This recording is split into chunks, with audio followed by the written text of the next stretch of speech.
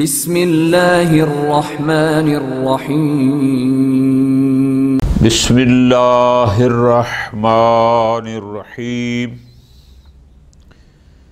الثانی فی کیفیت تعلم الامام۔ موضوع ہمارا شروع ہوا تھا صفات امام اور علم امام کے بارے میں۔ متن میں آیت اللہ شیخ محمد رضا مظفر رحمۃ اللہ علیہ نے مختصر سی بات کی، کچھ اشارے کیے۔ آیت اللہ محسن خرازی دامہ ظلہ العالی نے ان کی تفصیل بیان کی۔ کل کے درس میں ہم نے فقط صفات امام کے بارے میں پڑھا کہ امام کو تمام صفات حسنہ میں تمام انسانوں سے افضل اور اکمل ہونا چاہیے۔ ٹھیک ہے جی، اس کی بات گزر گئی۔ آج جو ہمارا موضوع ہے وہ ہے علم امام کے بارے میں۔ اس الثانی دوسرے مقام میں جو ہماری بحث ہے، پوری توجہ کریں گے، غور کریں گے، بات کو سمجھنا ہے تاکہ کسی غلط فہمی کا شکار نہ ہو جائیں۔ یہ ہے کیفیت تعلم امام کے بارے میں بہت غور کرنا ہے کہ امام کے پاس علم آتا کیسے ہے، امام کا علم کس طرح۔ جیسے میں نے گزارش کی تھی، ہمیں اس موجودہ دور میں ہم جتنے لوگ ہیں ہمیں پتہ ہے کہ ہم سکولوں میں جاتے ہیں، کالج یونیورسٹی میں جاتے ہیں، مختلف اساتذہ کے سامنے بیٹھتے ہیں اور وہاں سے پھر ہمیں مختلف علوم حاصل ہوتے ہیں۔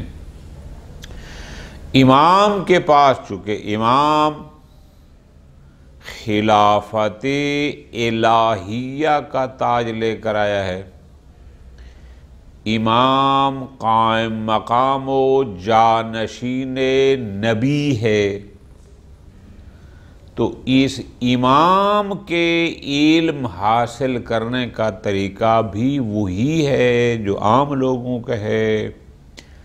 تعلم کہتے ہیں علم حاصل کرنا، تو آیا امام کے تعلم کی کیفیت بھی ہم جیسے لوگوں کی ہے یا نہ؟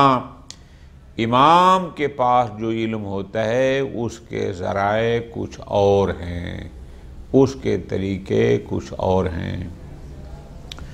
آیت اللہ خرازی دامہ ظلہ العالی نے، اللہ ان کی زندگی سلامت رکھے، 4-5 طریقے یہاں تحریر فرمائے ہیں۔ ابھی ایک ایک کر کے پڑھتے ہیں کہ امام کو علم اس طریقے سے بھی ہوتا ہے، امام کو علم اس طریقے سے بھی ہوتا ہے، امام کو علم اس طریقے سے بھی ہوتا ہے۔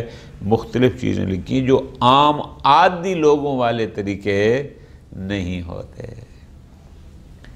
بہت دقیق چیز ہے، اس کو ذرا سمجھنا ہے اور توجہ کرنی ہے۔ الثانی یعنی صفات و علم امام کے بارے میں انہوں نے کہا تھا، ہم چند مقامات میں بحث کریں گے، انشاءاللہ آگے مزید آئیں گے۔ پہلا تھا فقط صفات کے بارے میں۔ مقام ثانی ہے فی کیفیت تعلم الامام، کہ امام علم حاصل کرتا ہے، اس تعلم امام کی کیفیت کیا ہے، یعنی امام کو جو پاس جو علم ہے یہ علم کس طرح امام کو حاصل ہوتا ہے، اس میں بحث ہے۔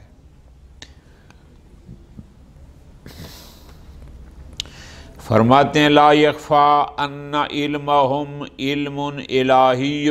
ایک بات تو واضح ہے، کلیئر ہے کہ ائمہ کا علم علم الہی ہے۔ لیس بمکتسب عن الناس، وہ لوگوں سے کسب شدہ اور لوگوں سے حاصل کیا ہوا نہیں ہے کہ امام مختلف استادوں کے پاس بیٹھتے ہوں اور ان سے سیکھتے ہوں، ایسا نہیں ہے۔ کما ان علم النبی کذالک، علم نبی بھی علم الہی ہوتا ہے، نبی بھی کسی لوگوں کے پاس جا کر علم حاصل نہیں کرتا، اور امام چونکہ جانشین نبی ہے تو امام کا علم بھی اسی طرح ہے۔ توضیح ذالک، ہم اس بات کو مزید کھولتے ہیں۔ کیفیت تعلم الامام، کہ امام کے علم حاصل کرنے کی کیفیت کیا ہے، امام کے پاس اتنا سارا علم کس طرح آتا ہے، اس کو واضح کرتے ہیں اور اس کے چند ایک اسباب طریقے جو سمجھ آ سکتے ہیں ہم لوگوں کو وہ بیان کرتے ہیں کہ کیا ہے۔ فرماتے ہیں ان ھذا العلم الالہی قد یصل الی الائمۃ علیہم السلام من طریق النبی صلی اللہ علیہ وآلہ، بسا اوقات یہ علم الہی آئمہ علیہم السلام تک پیغمبر اکرم صلی اللہ علیہ وآلہ وسلم کے ذریعے سے پہنچتا ہے۔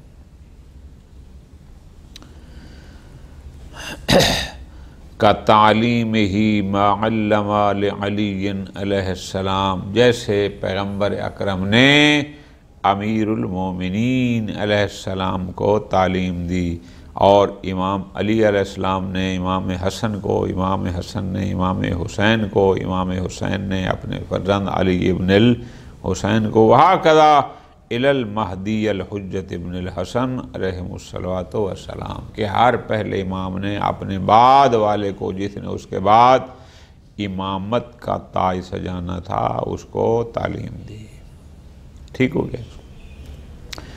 ان ھذا تعلیم واقع علی انحاء، اب یہ تعلیم کس طرح ہوتی ہے، کوئی ایک طریقہ نہیں ہے کہ فلاں طریقے سے، نہیں، امام کے پاس جو علم ہوتا ہے وہ علم کسی ایک طریقے سے امام تک نہیں پہنچتا، مختلف انداز اور طرق سے امام تک وہ علم پہنچتا ہے۔ مثلا ایک طریقہ تو وہی ہو گیا التعلیمات العادیہ، جو روٹین کی تعلیم ہے۔ پیغمبر اکرم صلی اللہ علیہ وآلہ وسلم مسجد نبوی میں یا کسی بھی محفل میں جب وہ خطبہ ارشاد فرماتے، جب احکام الہی بیان فرماتے، جہاں اور لوگ سن رہے ہوتے تھے، امیر المومنین بھی سن رہے ہوتے تھے، بعض محفلوں میں امام حسن و حسین بھی موجود تھے، وہ بھی سن رہے ہوتے تھے۔ فرق یہ تھا کہ باقی لوگ بہت ساری باتیں بھول جاتے تھے، لیکن یہاں سہو و نسیان کا تصور نہیں ہے۔ فرماتے ہیں کما قال الرسول صلی اللہ علیہ وآلہ وسلم، جیسا کہ پیغمبر نے فرمایا، وَسَمِعَهُ علی، اور امیر المومنین نے بھی اسی طرح سنا، کما سَمِعَهُ الناس، جیسے اس فرمان پیغمبر اکرم کو باقی لوگوں نے سنا۔ لیکن انما الفرق بینہ و بینہم، لیکن امیر المومنین کے سننے اور عام لوگوں کے سننے میں فرق تھا۔ کیا کہ ائمہ جب سنتے تھے، چونکہ ہو سکتا ہے کسی محفل میں امام حسن و حسین بھی موجود ہوں، زمانے پیغمبر میں تھے، جب ائمہ سنتے ہیں تو یہ ائمہ اسمعہم، ان کی قوت سماعت عام لوگوں والی نہیں ہوتی۔ اسمع احفظہم، لوگ بھول جاتے ہیں، یہاں بھولنے کا تصور نہیں۔ افہمہم، افہمہم، سمجھداری، فہم و فراست، دنیا کا کوئی فہیم ترین انسان امام کے فہم و فراست کا مقابلہ نہیں کر سکتا۔ وہ اضبطہم، اور اس کو محفوظ کرنے والے۔ بہت سارے لوگ بہت سارے طریقوں سے چیزوں کو محفوظ رکھتے ہیں، لیکن جس انداز میں ائمہ کرتے ہیں کوئی ان کا مقابلہ۔ لوگ سامع ہیں تو یہ اسمع ہیں، لوگ حافظ ہیں تو یہ احفظ ہیں، لوگ فہیم ہیں تو یہ افہم ہیں، لوگ ضابط ہیں تو یہ اضبط ہیں۔ سبحان اللہ، یہ ہو گیا ایک عادی طریقہ جو روٹین کا ہے۔ کچھ ہیں غیر عادی طریقے کہ عام لوگوں کو اس طریقے سے وہ علم نہیں ملتا جس سے امام کو وہ علم حاصل ہوتا ہے۔ وَمِنْهَا تعلیمات الغیر العادیہ، اور بعض تعلیمات ایسی ہیں کہ علم امام کو علم حاصل ہوتا ہے لیکن روٹین سے ورک سے نہیں۔ یہ جو تھا یہ تو روٹین ورک تھا، پیغمبر خطبہ ارشاد فرما رہے ہیں، ساری دنیا سن رہی ہے، اس میں امام بھی سن رہے ہیں، لیکن اگلی باتوں میں فرق تھا۔ لیکن کچھ غیر عادی طریقے ہیں، مثلا مثل من تکلا الی علی علیہ السلام، بالاشراق و تنویر الباطن، کچھ علوم ایسے ہیں جو امیر المومنین کی طرف منتقل ہوئے، ان کی قوت باطنی، صفائے باطن سے ان کے اندر جو ایک نور تھا خاص فہم و فراست کا، عقل کا، اس کے ذریعے اشراق باطنی یعنی اندرونی تنویر اور روشنی، اس کے ذریعے ان کو وہ حاصل ہوا۔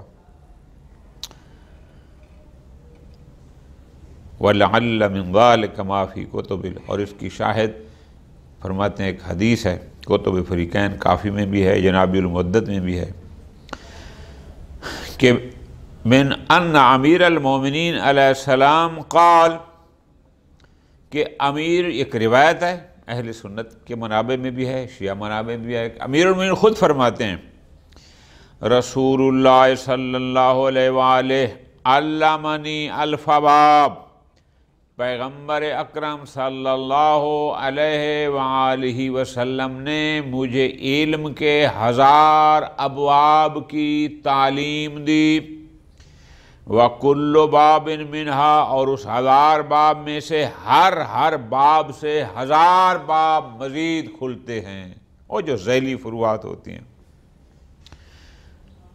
فَذَلِكَ أَلْفُ باب حَتَّى علم، اور یہ 1000 باب ہیں جو تعلیم پیغمبر اکرم کے ذریعے سے مجھے عطا ہوئی، پیغمبر نے مجھے بتائے، حتی علم، حتیٰ کہ مجھے علم حاصل ہو گیا، ما کان و ما یکون الی یوم القیامہ، جو اب تک ہو چکا ہے یعنی گزشتہ زمانے کا علم بھی ہو گیا، اور قیامت تک جو ہونا ہے اس کا علم بھی انہی تعلیمات پیغمبر کی روشنی میں مجھے حاصل ہو گیا۔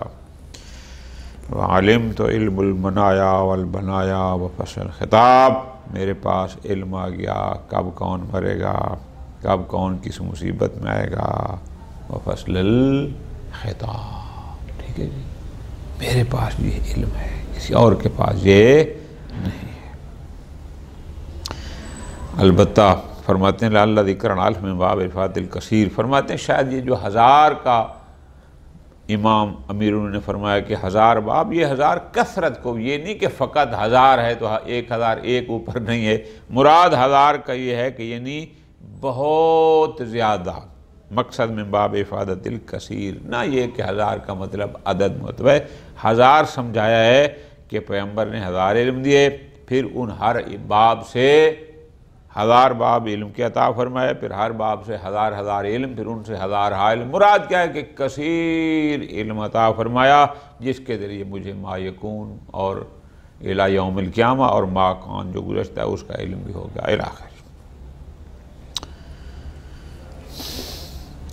یا اس طرح ایک اور ہے،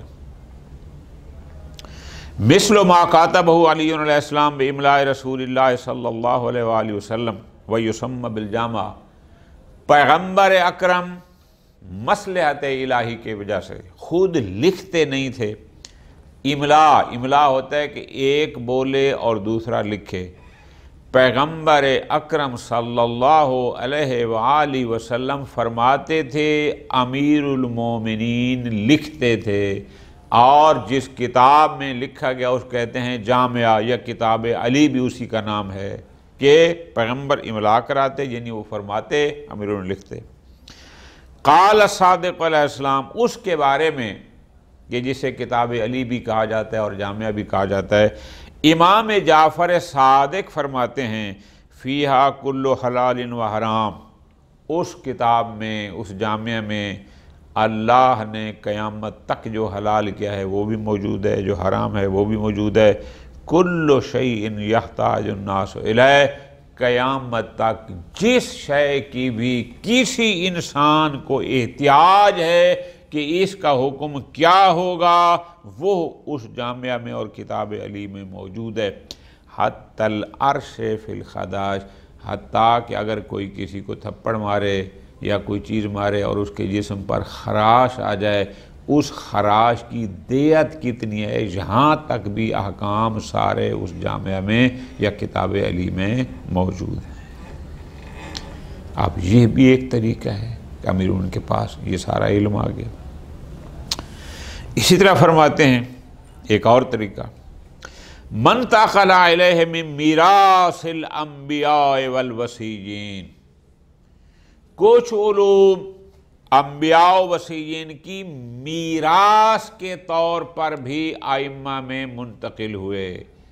جو میراث انبیاء، توجہ میری جان، کہ ایک نبی کے بعد دوسرے نبی میں، وصی کے بعد دوسرے وصی میں، یعنی جو میراث انبیاء تھی فقط، غیر نبی کے پاس وہ چیز نہیں جاتی تھی، نبی کے بعد نبی کے پاس، نبی کے بعد دوسرا نبی، وصی کے بعد دوسرا وصی، وہ جاتی۔ وَالْجُسَمَّى بِالْجَعْفَرِ، اس کو کہتے ہیں علم جعفر، ٹھیک۔ قال صادق علیہ السلام، امام جعفر صادق علیہ السلام سے منقول ایک روایت ہے، فرماتے ہیں ہوا وعاء من آدم، وعاء ویسے کہتے ہیں چمڑے کی بنے ہوا، ویسے تو برتن ہوتا ہے لیکن وعاء یعنی ایک چمڑے کی جیسے مشک ٹائپ، کوئی خرجین ٹائپ، کوئی ایسی چیز، مطلب ایک برتن نما چیز چمڑے کی، وہ ہے فیہ علم النبیین والوصیین، جس میں علم انبیاء و وصیین ہے، علم العلماء الذین مضوا من بنی اسرائیل، بنی اسرائیل کے جو علماء گئے ان سب کا علم ہے، وفیہ زبور و داود، اس میں جناب داود کی زبور جو اصل زبور ہے، تورات و موسیٰ، جناب موسیٰ کی تورات، انجیل و عیسیٰ، جناب عیسیٰ کی انجیل، صحف ابراہیم اور صحیفہ ابراہیم، قرآن میں ذکر ہے صحف ابراہیم و موسیٰ، یہ سب اس میں ہے۔ وفی روایت اخری، ایک روایت میں ہے کہ ان للہ علما لا يعلمه احد غیرہ، ایک کچھ علم ایسے ہیں یا علم کی ایک قسم ایسی ہے کہ جسے سوائے اللہ کے کوئی نہیں جانتا، چونکہ علم اس کے عین ذات ہے، ٹھیک ہے جی۔ ایک علم تو وہ ہو گیا جو اس کے علاوہ کوئی بھی نہیں جانتا۔ وعلما، اور کچھ علوم ایسے ہیں قد علمہ ملائکتہ، کہ جس کو اس کے ملائکہ بھی جانتے ہیں، اس کے رسل بھی جانتے ہیں، فنحن نعلمہ، اس علم کو ہم ائمہ بھی جانتے ہیں۔ وہ علم جو انبیاء رسل و ملائکہ کے پاس ہے وہ ہم ائمہ کے پاس بھی ہے۔ ہاں کچھ علوم ہیں جو سوائے اس کی ذات کے اور کسی کے پاس نہیں۔ ٹھیک ہو گیا، یہ بھی ایک طریقہ ہے کہ امام کے پاس اس انداز میں بھی علم آتا ہے۔ قد یصل العلم الالہی الی الامام من طرق آخر، بسا اوقات وہ علم الہی کسی اور ذریعے سے بھی امام تک پہنچتا ہے، امام کے پاس وہ علم آ جاتا ہے جو علم الہی ہوتا ہے۔ کیسے؟ کا مصحف فاطمہ وہو الذی اخبر بہ جبرائیل، مصحف فاطمہ کیا ہے کہ حضرت جبرائیل جناب فاطمہ صلوات اللہ وسلامہ علیہا پر کو خبر دیتے، وہ علم ان کو چیزیں بتاتے، فَأَمْلَأَتْهُ فَاطِمَةُ سلام اللہ علیہ، سیدہ بی بی حضرت فاطمہ سلام اللہ علیہا امیر المومنین علی علیہ السلام کو املا کرواتی۔ بڑی توجہ کے ساتھ یہ باریک پیرا ہے، یعنی جو جبرائیل خبریں جناب سیدہ سلام اللہ علیہا کو دیتا، بی بی وہ امیر المومنین کے سامنے پڑھتی سناتی کہ یہ مجھے جبرائیل نے بتایا۔ امیر المومنین پھر اس کو کیا ہے وَقَتَبَهُ بِيَدِهِ الْمُبَارَكَةِ، امیر المومنین اس کو اپنے دست مبارک سے تحریر فرما لیتے، تو جب امیر المومنین لکھتے تو وہ بھی سارا علی کے علم میں آ رہا تھا۔ قال صادق علیہ السلام، امام جعفر صادق علیہ السلام کا فرمان ہے، مصحف، ایک مصحف ہے ہمارے پاس، فیہ مثل قرآنکم ھذا ثلاث مرات، یہ قرآن مجید جو تمہارے ہاتھ میں ہے اس کے 3 برابر معلومات اس مصحف میں ہیں۔ اچھا، واللہ ما فیہ من قرآنکم حرف واحد، جبکہ قرآن کی عبارت کا ایک حرف بھی اس میں نہیں ہے۔ اب خیال کرنا، کوئی غالی یا کوئی ناسبی ان الفاظ پر تمہارے اوپر حملہ نہ کر دے کہ شیعوں کا قرآن کوئی اور ہے۔ نہ نہ نہ، کیوں؟ اس لیے قرآن ایک ہی ہے۔ قرآن نے فرما دیا، البنجے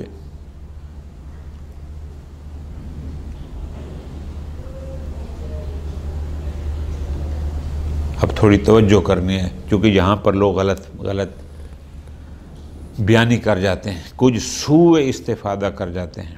یہ دیکھو ذرا، سورہ انعام آیت نمبر 59 آیت مجیدہ ہے، وَعِندَهُ مَفَاتِحُ الْغَيْبِ لَا يَعْلَمُهَا إِلَّا هُوَ وَيَعْلَمُ مَا فِي الْبَرِّ وَالْبَحْرِ وَمَا تَسْقُطُ مِنْ وَرَقَةٍ إِلَّا يَعْلَمُهَا وَلَا حَبَّةٍ فِي ظُلُمَاتِ الْأَرْضِ وَلَا رَطْبٍ وَلَا يَابِسٍ إِلَّا فِي كِتَابٍ مُبِينٍ۔ اب بات کو سمجھنا ہے، اس حدیث کو خبردار کوئی سوء استفادہ کرے کہ یہ حدیث قرآن کے منافی ہے، قرآن کا دعویٰ ہے کہ کوئی خشک و تر ایسا نہیں کہ جس کا قرآن میں علم ہے۔ ہم کہتے ہیں کہ وہ مصحف فاطمہ تفسیر قرآن ہے۔ امام جعفر صادق یہ فرما رہے ہیں کہ یہ جو تم ظواہر قرآن کو دیکھتے ہو، الفاظ کو دیکھتے ہو، مختلف حوالوں سے اس لفظ کا ترجمہ کہ عرف میں عربی اس لفظ کو کس معنی میں استعمال کرتے ہیں یا آج کے دور میں ڈکشنریوں میں استعمال کرتے ہو،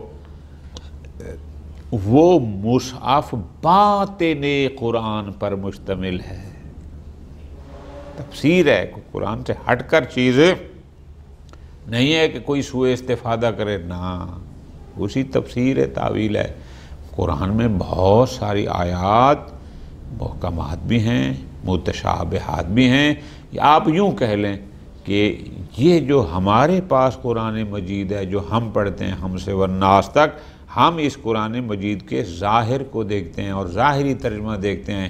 مصحف فاطمہ میں باطن قرآن ہے، باطن قرآن، حقائق قرآن، معارف قرآن، اسی قرآن کی تفسیر و تعویل ہے۔ قال صادق علیہ السلام، امام جعفر صادق ایک فرمان میں یوں بھی فرماتے ہیں، لیس من ملک یملک الارض الا هو مکتوب فیہ، زمین پر جتنے بادشاہ آنے ہیں سارے کے سارے اس مصحف میں فاطمہ میں کیسے ہیں؟ بسم ہی، اس کا نام بھی لکھا ہے، اس کے باپ کا نام بھی لکھا ہے کہ اللہ کی زمین پر کس کس نے بادشاہی کرنی ہے، سب لکھا ہے۔ لیکن آگے فرمایا ما وجدت لولد الحسن فیہ شیئا، لیکن میں نے دیکھا وہ مصحف فاطمہ ہمارے پاس ہے کہ اولاد امام حسن میں سے کسی کے پاس وہ بادشاہی وہ نہیں ہے۔ ٹھیک ہو گیا۔ اسی طرح کا تحدیث الملائکہ، ایک اور طریقہ بھی ہے ائمہ کے پاس علم کے آنے کا، وہ کیا ہے؟ ملائکہ کا ائمہ سے گفتگو کرنا۔ قد ورد فی روایات متعددہ، بہت ساری روایات میں آیا ہے کہ ان الائمۃ محدثون، کہ یہ محدث ہیں۔ محدث کسے کہتے ہیں؟ یہ ایک تعریف لکھ لیں تاکہ بعد میں اشتباہ نہ ہو جائے اور کوئی کہے کہ جناب یہ ابھی تک تو آپ کہتے رہے امام پر وحی نہیں آتی اور ابھی آپ کہتے ہیں ملائکہ ان سے بات کرتے ہیں تو اس کا مطلب وحی آتی ہے۔ نہ، وحی اور چیز ہے، محدث۔ اور محدث کیا ہے؟ خداوند متعال کچھ خبریں اور علوم، کچھ اخبار آسمانی یعنی اوپر کی خبریں اور علوم کو بذریعہ الہام کسی فرشتے کی آواز میں امام تک پہنچاتا ہے۔ محدث یعنی فرشتے کی آواز میں کوئی علم یا کوئی آسمانی خبر اس شخص تک، وہ امام ہے، اس تک پہنچائی جاتی ہے جبکہ وہ اس فرشتے کو دیکھتا نہیں ہے۔ اس انداز میں جو گفتگو ہوتی ہے اس کو تحدیث کہتے ہیں، اور جس سے ہوتی ہے اس کو محدث کہتے ہیں۔ خوب، یہ ہو گیا ایک بات۔ اسی طرح فرماتے ہیں امام کے پاس علم آنے کا ایک اور طریقہ بھی ہے، وہ کیا ہے؟ الہامات واقعۃ الہیہ، کہ اللہ کی طرف سے وہ جو امام میں ایک قوت قدسیہ موجود ہوتی ہے، غیر عادی، غیر معمولی طاقت، امام کو اس کے ذریعے الہام ہوتا ہے۔ الہام در حقیقت وہی قوت قدسیہ ہوتی ہے، حدث کی ایک قسم ہے، ہم نے پیچھے پڑھا۔ قال الحارث بن مغیرہ کہتا ہے قلت لابی عبداللہ علیہ السلام، میں نے امام جعفر صادق کے سامنے خدمت میں عرض کیا، اخبرنی عن عالمکم، جناب آپ اپنے اور اپنے آباء و اجداد آپ کا جو عالم ہے ان کے علم کے بارے میں خبر دیں، عن علم عالمکم، کہ یہ تمہارے پاس اتنا سارا علم کیسے آ جاتا ہے، ہمیں اس کے بارے میں کوئی سمجھاؤ۔ قال، روایت کے مطابق امام جعفر صادق صاحب نے فرمایا، وراثۃ من رسول اللہ صلی اللہ علیہ وآلہ، یہ میراث نبی ہے، ومن علی علیہ السلام، یہ میراث علی ہے، یعنی وراثتاً یہ علم یک کے بعد دیگرے بعد والی حجت کی طرف منتقل ہوتا ہے۔ قال، راوی کہتا ہے میں نے دوبارہ امام خدمت کی، انا نتحدث، کہ ہم آپس میں باتیں کرتے ہیں، کون سی؟ کہ انہ یقذف فی قلوبکم، کہ اللہ تعالیٰ تمہارے دل میں یہ علم ڈال دیتا ہے۔ وہ حدیث بھی ہے، العلم نور یقذف اللہ فی قلب من یشاء، اور خود ڈال دیتا ہے۔ وینکت فی اذانکم، اور وہ تمہاری کانوں میں ٹکرا جاتا ہے، تم یاد کر لیتے ہو۔ امام نے فرمایا اوزا کا فرمایا ہاں ایسا بھی ہوتا ہے۔ یہ بھی ایک طریقہ ہے علم امام کا، کہ امام کو علم کیسے حاصل ہوتا ہے۔ اسی طرح فرماتے ہیں وَقَجَعَلَهُمْ مُشْرِفِينَ عَلَى الْأُمُورِ، کہ اللہ نے ان کو مشرف الامور بنایا۔ کیا مطلب؟ کہ اللہ نے ان کی فطرت میں کچھ چیزیں رکھ دیں، کچھ چیزوں کا علم رکھ دیا، ان کی فطرت بنایا ہی ایسے ان کو کہ ان کو ان چیزوں کا پتہ ہوتا ہے۔ مثلا کما ورد فی الروایات المتعددہ، کہ ان الامام اذا شاء ان یعلم علم، کہ امام جب کسی شے کو جاننا چاہتا ہے بس وہ جان لیتا ہے، کہ اللہ نے ان کی فطرت میں وہ چیز رکھ دی ہوتی ہے، فوراً جان جاتا ہے۔ یا روایات میں یہ بھی آیا ہے کہ ان الامام یرا من خلفہ کما یرا من بین یدیہ، کہ روایات کے مطابق امام جیسے سامنے دیکھتا ہے ویسے امام پیچھے بھی دیکھتا ہے، وغیرہ ذالک۔ بہرحال فَكَيْفَ كَانَ فَلَا يَخْفَى عَلَيْكَ أَنَّهُ لَا وَجْهَ لِعَدَمِ ذِكْرِ النَّوْعِ الْأَخِيرِ مِنْ كَلَامِ الْمُصَنِّف، اگرچہ یہ آخری قسم کا ذکر شیخ مظفر رحمۃ اللہ علیہ نے کیا، لیکن کرنا چاہیے تھا، چونکہ یہ بھی تعلم امام کی کیفیات میں سے ایک کیفیت ہے۔ تو یہ چند طریقے تھے جو یہاں ذکر ہوئے کہ امام کے پاس علم کس طرح آتا ہے۔ انشاءاللہ پھر آگے چلیں گے کہ امام کے پاس علم کتنا ہوتا ہے۔ صلی اللہ علی محمد و آل محمد۔